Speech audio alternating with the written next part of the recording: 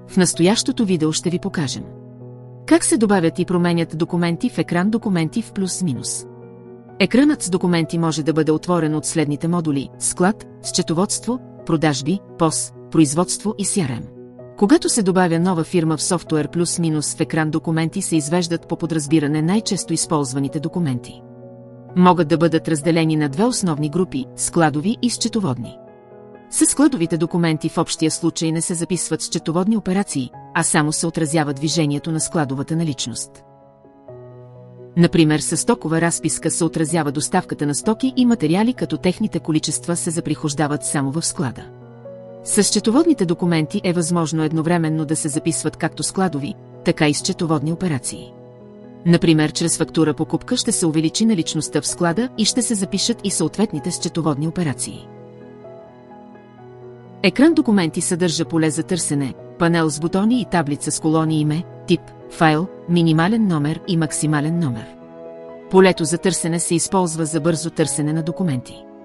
Ръчно се въвежда част от името на документа и автоматично ще се изведат само документите, чието име съдържа посочения текст. За да се стартира празна бланка на документ от таблицата е необходимо да се маркира редът и да се избере бутон избор.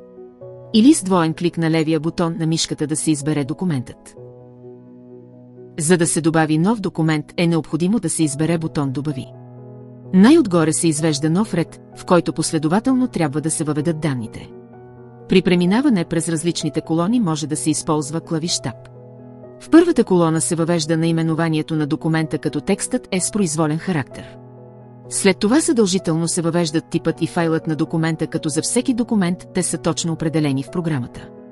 Типа на документа е съкратеното наименование, което се записва във всяка операция, породена от този документ.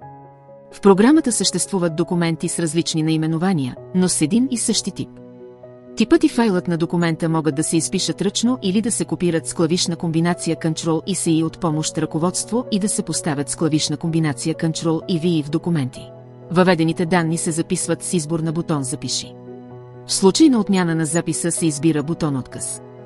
Има възможност за документите да се добави и минимален и максимален номер. За да се променят някои от данните на вече записан документ, е необходимо да се маркира редът с документа и да се избере бутон Промени.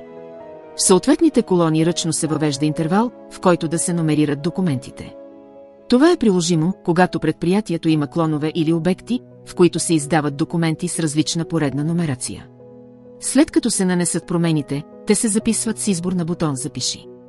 За да се изтрие документ е необходимо да се маркира редът и да се изберат последователно бутони Изтри и Да.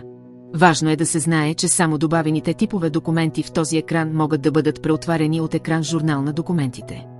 Също така трябва да се има предвид, че всички промени по документите в екран документи се отразяват само в работната фирма, в която те са извършени.